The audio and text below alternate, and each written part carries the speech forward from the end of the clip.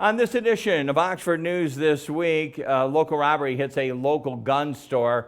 In our Behind the Lens segment, the early incarnations of Ford Motor Company. And in our last story, a garden of hope, a garden of healing.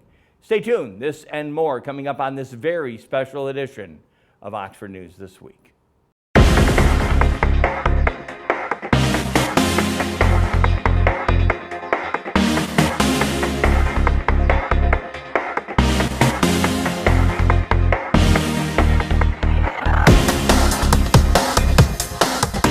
Back with you on Oxford News This Week, and since that shooting of November of 2021, prosecutors have claimed that James and Jennifer Crumley were grossly negligent. They are accused of buying Ethan a handgun used in the shooting just days before. Previously, the prosecution shared messages between Jennifer and Ethan, as well as between Jennifer and James, that shows Ethan had discussed his mental state with his parents, and they were concerned about it at least 8 months prior to the shooting. The new court filings also dig deeper into the accusation, which messages between Jennifer and James showing the discussion they had about their son Ethan's mental state back in March of 2021. The prosecution does argue that this shows the parents were aware of their son's mental distress. The filing also reveals that Jennifer allegedly told an interviewer after the shooting she didn't even look at it closely, referring to the disturbing photos Ethan had drawn on his math test ahead of the shooting.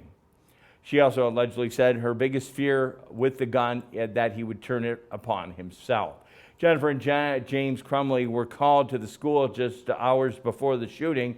When a teacher discovered the drawings, the parents allegedly declined to take him home after the drawings were found.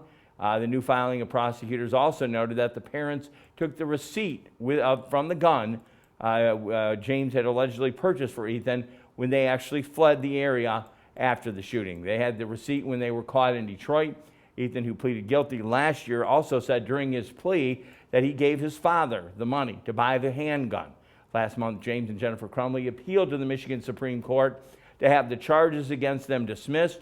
They are both charged with 4 counts of involuntary manslaughter.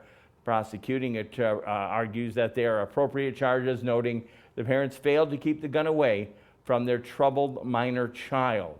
The defense attorney they've argued that whatever the parents did might be considered bad parenting, but it was not the cause of the deaths of the students. They want the case completely thrown out.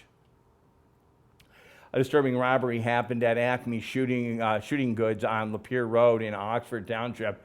The Oxford Police and Oakland County Sheriff, several firearms were stolen during the robbery. It happened this past Tuesday. The incident happened just after midnight on the 27th of June. Police also found a giant gaping hole in the side of the building. After responding to the scene, no arrests have yet been made. An investigation underway. The store is the same gun shop that sold the handgun used in the Oxford High School mass shooting back in 2021. Kicking off their summer programs, Oxford's Downtown Development Authority, the trolley was up and running last week between Oxford and Orion Thursday afternoon. According to DDA Executive Director Kelly Westbrook, the first 100 people riding the downtown trolley from Oxford to Lake Orion were given swag bags. Here, Oxford residents, again, John and Tessa and Charlotte DeMartinis, were the first to take up on the free ride and grab their bag from Oxford to Lake Orion. The gifts were handed out by the trolley driver, Lou Morical. The trolley runs Friday and Saturday, offering free rides to those patrons that want to go between both downtown areas. Pick-up and drop-off locations, Oxford, are at Magic Brownie, 40 North Washington, and behind the Funky Monkey toy store, which is at 5 North Washington. In Lake Orion, locations are at Fork and Pint, 51 North Broadway Street, and Nuts About Chocolate, 59 South Broadway. Should be also indicated that when the trolley runs, a lot of the businesses are seeing a little bit more patronage in the front door. Have pizza oven with travel. Oh yes, earlier last week, the Oxford Chamber of Commerce held a ribbon cutting ceremony for Sick Pizza Company, the new mobile food unit they have. The orange and black trailer is designed to cater private and corporate events, big or small, thanks to the 20-inch wide conveyor belt. Pizza oven, the mobile food unit, is capable of producing custom pies on the spot from any venue when the need arises. It also has a crank out. It can crank out slices to feed hungry folks at a large scale at any event. Last May, the mobile unit made its actual debut at Belle Isle Park in Detroit. They fed 300 people on their first outing, and that was about 600 pieces of pizza. Taylor, the owner, said they learn more about Sick Pizza Company. Contact them at sickpizzacompany.com or 248-628-1540. I do believe they were at Concerts in the Park last Thursday night. We always want to know when this is happening. There's another No Haz event happening on July 22nd. Safety and responsibility to dispose of your household hazardous waste. That'll happen on Saturday, July 22nd at the Kensington Church, 4640 South Lapeer Road. That's in Orion Township. The event will run from 8 a.m. to 2 p.m. Online registration at nohaz.com will begin as early as July 1st. No Haz collection events are free for residents of Oxford Township, Oxford Village, and that's right, there's no fee to dispose of your household hazardous waste. If you live in Oxford, these collection events are for household hazardous waste, non-commercial use, business or institutional use waste. It's only for household waste. For detailed information about that, you can visit their website again. That's at nohaz.com. Simon Cowell's favorite singer is actually coming to Oxford next week, part of the Concerts in the Park. The angelic voice of Ava Swiss in Concerts in the Park. That'll happen on July 6th. That series runs every week on Thursday nights in the downtown area. Of course, at Centennial Park. Looking forward to Simon Cowell's favorite singer and our angelic voice of Ava Swiss. Always doing great things for Oxford. Other concerts in the series, there are a few Thursdays you might want to come on downtown. Again, next Thursday, Ava Swiss, it's going to be Kids Night. The concerts run from 7 p.m. to 9 p.m. That's every Thursday. Thursday the 13th, Alan Turner. Thursday the 20th, or July 20th, Toppermost. That's a Beatles tribute band. On the 27th, again, we have the O'Dwyer brothers, Irish-themed music. August 3rd has 6 Feet Apart. On August 10th, One Love Reggae Band. And then on August 17th, Thursday night, they're all Thursday, like I should say, the Detroit Social Club. It's always a good time downtown. If you gather up your things, head on downtown and watch a great concert. There's always plenty of food to be had for those people in that area. Charter Township of Oxford, today we have volunteers had volunteers last week from Orion and Auburn Hills Home Depot on the trail, the Pollyanna Trail. They did an amazing job. They trimmed it up near Clarkston Road and beyond. They did some home mowing. We want to pass a winning salute to our neighbors of the South down there at Home Depot, stepping up and helping out with that Pollyanna Trail. In a separate segment that we have become, we call Behind the Lens. The Lens on June 4th, 1896, 127 years ago, Henry Ford unveiled his first vehicle in Detroit. It was called the quadricycle. Weighing about 500 pounds, the ethanol-powered automobile had a 2-cylinder engine, produced 4 horsepower. It was also had a top speed of 20 miles per hour, 2 gears, no reverse, 4 bicycle tires, and a tiller slurring mechanic like a steering resembling a mechanic of a boat.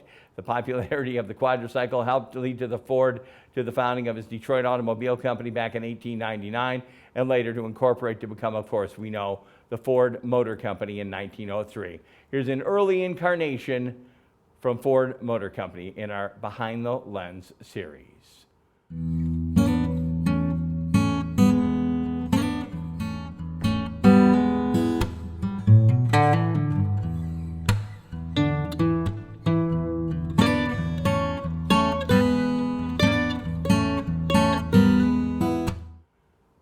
We thank again our local museum here supplying us with a lot of these great photos. And again, if you have a photo you would like to share in our Behind the Lens, feel free to send it to us via the TV station, but always good to share that from the museum, taking a peek at our past. In our last story today, a garden of hope and a garden of healing. I urge you to stay tuned. That's coming up in the last story. Up next, Dave Kenny will have Auto Talk and Science in the News. I'll be back for a brief look at sports. You're watching Oxford News This Week, right here on Oxford Community Television.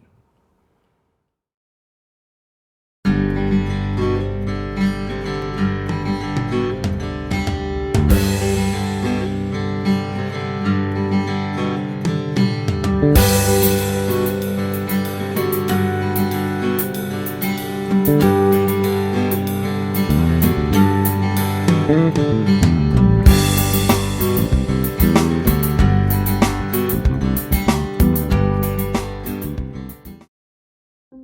am incredibly proud to be a physician here at St. Jude, to be in a place where I know my patients are going to get the top-notch care, not only care, but also research happening 24 hours a day, 7 days a week. Every single person that contributes is a part of that St. Jude family that makes that happen.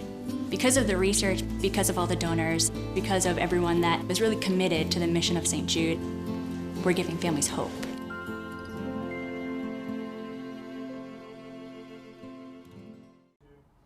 Welcome to this edition of Auto Talk. I'm Dave Kenny, and this story is taken from Automotive News.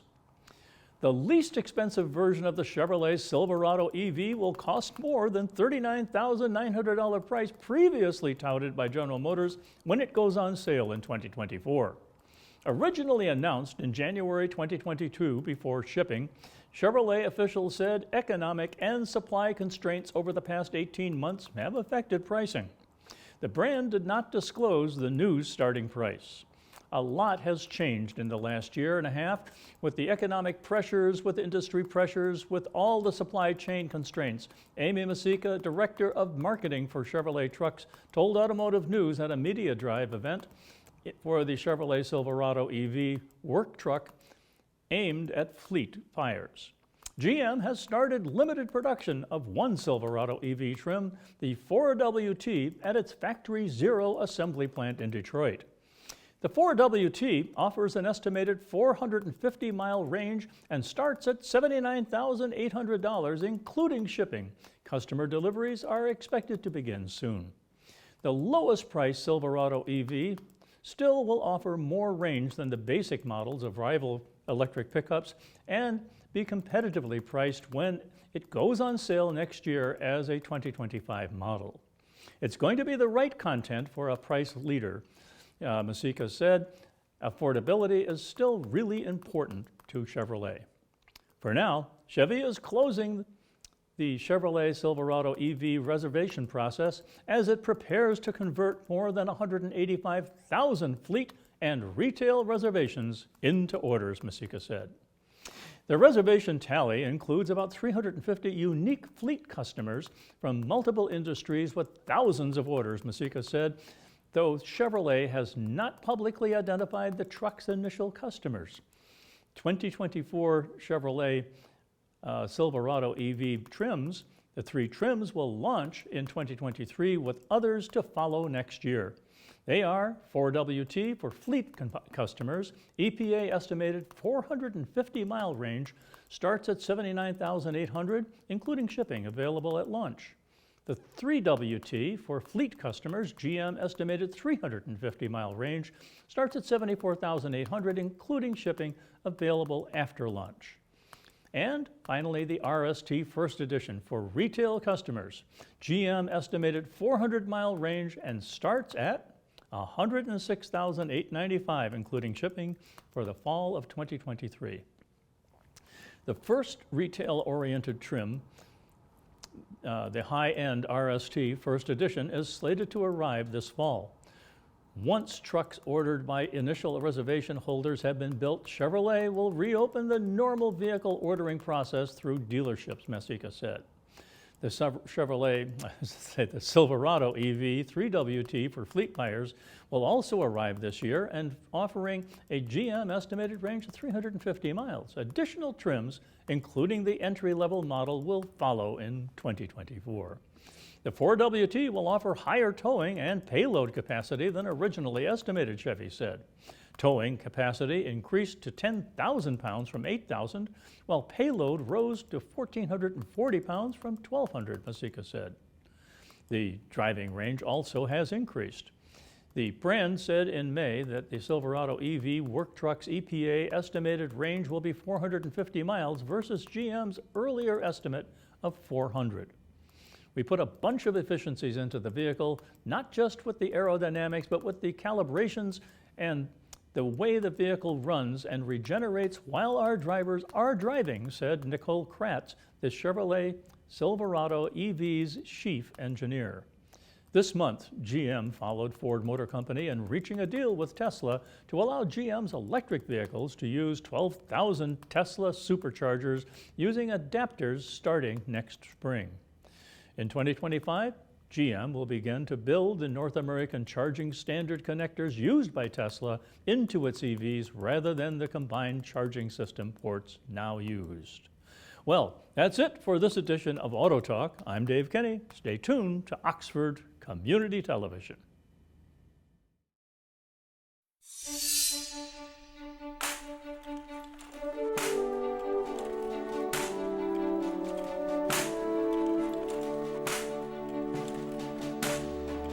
There are those who dedicate themselves to a sense of honor,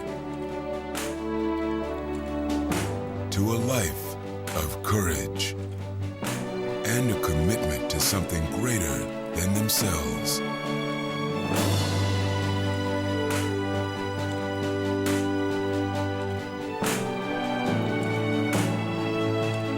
They have always defended this nation and each other. They still do. The few, the proud, the Marines.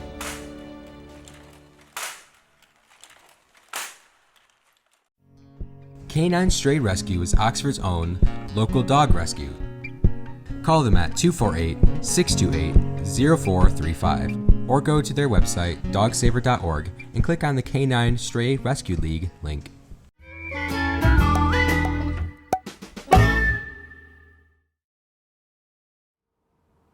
Back with you, a brief look at sports. Again, we're in the midst of summer, and we are covering a lot of the softball and U12, U14 baseball, or I should say softball. Our own OCTV sports reporter, Becky Bannis, with a team that she has actually been with 28 years. According to Becky, having her daughter on the team is just icing on the cake. She spent many games in the stroller while she was playing 28 years ago, and now she's actually on the field helping the ladies win some games. Here's a picture of her team of 28 years, our own Becky Bannis. There you go. Congratulations. That's a testament to a long career there, 28 years of softball. Becky Bannis, always the one that breaks it down for us when we're at any of the softball or baseball games. School is over. Student athletes and coaches and administration, yet over 100 of those individuals were able to gather at Wildcat Stadium. That was on June 15th. Oxford Athletic Director Tony DeMare also presented the Oakland County Activities OAA Directors Cup to those in attendance. The athletic director, Tony DeMare, also talked to students before receiving the cup. The OAA Cup's in front of him. Again, the Crystal Cup is sent to Oxford to keep on display. The Medal Cup is traveling cup. It stays with the winner from year to year. For the past 2 years, the OAA Directors Cup has been awarded to the school who had the most successful cumulative athletics teams within the OAA League. During the school year, there are 24 teams in the OAA. To win the Directors Cup, each athletic department earns points for its finishes in the standings for each sport. The number of points is determined by the number of teams in the largest division. The better finish in the standings, the more points you earn. Oxford High School principal, again, Darcy, Oxford's principal, let the students know how proud she was of them. Also thank the coaches, trainers, and administration, and then introduced the Oxford High School principal, Beasley. After the speeches, everybody had pizza, everybody gathered for some fun, and everybody took some pictures with the Directors Cup. Good stuff there. Congratulations to that, and we definitely want to send our kudos out for all the athletes that participate every year. I'll be back in a moment. Dave Kenny's got one more segment. We'll have the last story, a garden of hope and a garden of healing, all coming up on Oxford News This Week. Canine Stray Rescue does just that. Rescue stray dogs for new families. But they need your help. Become a volunteer at Canine Stray Rescue League of Michigan. Take dogs for walks, help them socialize with others, and help them get adopted. Fill out an application and help a family add a new member today.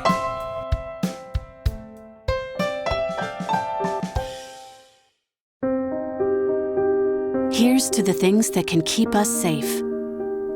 those we use all the time with hardly a thought. Those that are silently standing by to save our lives. And now, those that we carry with us everywhere we go. Many mobile devices will now bring you wireless emergency alerts, real-time information directly from local sources you know and trust. With the unique sound and vibration, you'll be in the know wherever you are.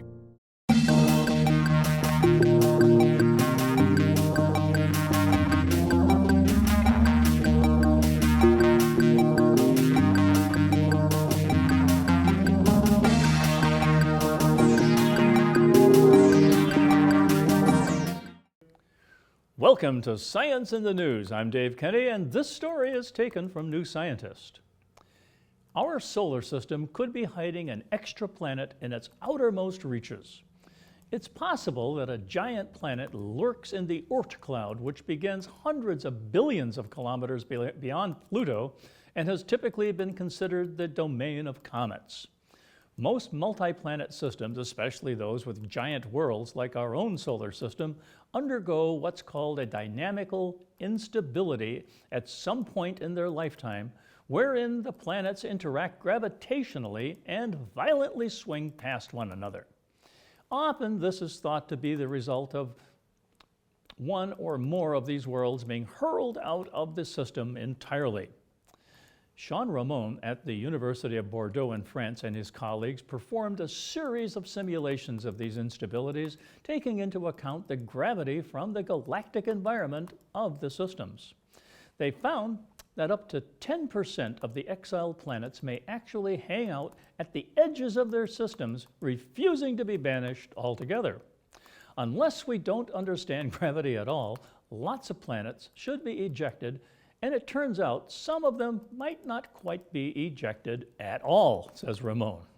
These planets would follow a strange elongated orbit, spending most of their time at extraordinarily long distances from their stars and then plunging briefly inwards. Most of the time, it's this frozen ice ball, and all you see is stars, and then once in a while, star starts to get brighter and brighter, and it gets hotter and hotter, and all of a sudden it's roasting, says Ramon. Say comet. It would be very dramatic. The researchers found that given our best models of our solar system's history, the probability of a world like this is about the size of Uranus in the Oort cloud is about 7%. It's unlikely there would be anything bigger out there, but the probability of a smaller planet is even higher. Unfortunately, confirming the existence of such a world would be tough. Astronomers have already spent a decade looking for a theorized world called Planet 9 or Planet X, which, if it exists, should be about 10 times closer than the nearest possible Oort planet, but without any success because of the huge distances involved. I think if you're talking about an Earth mass planet, it's pretty much impossible that it could even be observable, says Scott Tremaine at the Institute for Advanced Study in New Jersey. However, if you're talking about something larger, a Uranus or a Neptune, it might be observable with future technology. Ramon likens such a search to the hunt for Planet 9 on steroids. If we did find Planet 9, it would rule out the existence of an Oort planet because each of those possible worlds requires the solar system's major dynamical instability to have happened at a different time. This relatively high probability of a currently hidden planet and one that is completely separate from the theorized Planet 9 demonstrates how little we know about the furthest reaches of even our own solar system, says Dimitri Veras at the University of Warwick in the UK. Such a world would be far closer to us than any of the thousands of exoplanets we have spotted so far, and yet, paradoxically, far harder to find. Well, that's it for this edition of Science in the News. I'm Dave Kenny.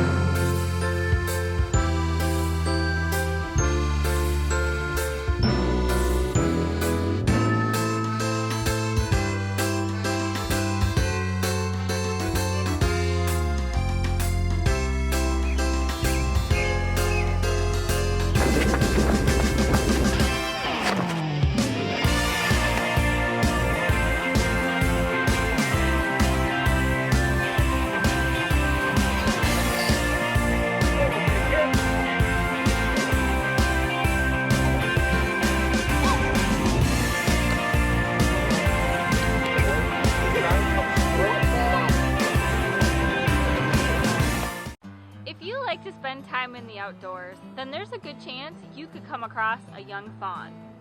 And normally, young fawns are found alone because their mothers place them there to be safe. A young fawn has very little scent, and the mother will only come in just a couple times a day in order to feed it, and leaves quickly so that she doesn't leave behind her scent. So if you find a young fawn curled up in the grass, that's actually the safest place for it to be. Enjoy that moment, but don't touch it or move it. The mother will be back soon. Only licensed rehabilitators can legally possess wildlife, so please leave wildlife in the wild. For a list of licensed rehabilitators throughout the state, visit michigan.gov/wildlife. Hey, this is former Detroit Lion Rob Rubick and former Lapeer, Michigan school teacher. You're currently watching OCTV, Oxford Community Television. Enjoy it. And back with you in Oxford News this week in our last story. It's called A Garden of Hope and a Garden of Healing. Again, that's taking place very shortly, and we definitely want to make sure you're part of it. A Garden of Hope and a Garden of Healing. More than a year and a half since the community was shaken by the tragic mass shooting, the Oxford community will be invited to a groundbreaking at Hannah's Garden, a public space intended to honor Hannah St. Juliana and the 3 other students who lost their lives on that November 30th day. The garden, which was planted at Seymour Lake Township Park, will open on August 6th at 2 o'clock in the afternoon. 1 p.m. vendors are attending the groundbreaking ceremony will donate a portion of their proceeds to the Hannah St. Juliana Fund. They'll include several small businesses and several wares and pastries and food. According to the release announcing about the garden, the project is first overseen by the fund called the Fund Intent to Remember and Celebrate the Lives of the Oxford High School shooting victims. And the support initiatives can prevent another tragedy of such in the near future. Once again, we urge you to take a part in that if you can. It's coming up real soon. Again, it's going to pay tribute to the 4 who lost their lives: Hannah St. Juliana, Madison Baldwin, Tate Meir, and of course Justin Schilling. Again, Oxford High School, several other teens and students were injured in that incident as well. And we urge that if you can, maybe make your way out as they break ground for that Garden of Hope and Garden of Healing. That's going to wrap it up on this edition of Oxford News this week. Again, we end it with a tribute, and as it should be. And again, we always say a winning salute out to those trying to help the positive here in Oxford. We at OCTV do the same.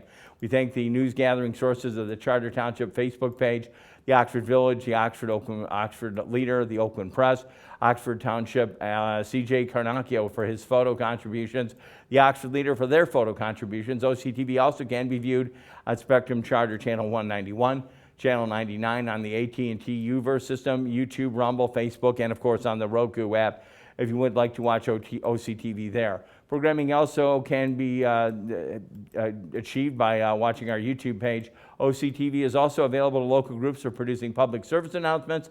If you maybe have a show idea and want to volunteer, give their office a call today, 248-628-9658. Thanks to our producer-director today, Joe Beck from Hollywood Calhoun. Joe Hollywood Calhoun, videographer Al Campbell, he took a break this week. And Marissa Haruska, again, our editor, program coordinator Dan Zweiss, program director Connie Miller, our own station manager Terry Stiles.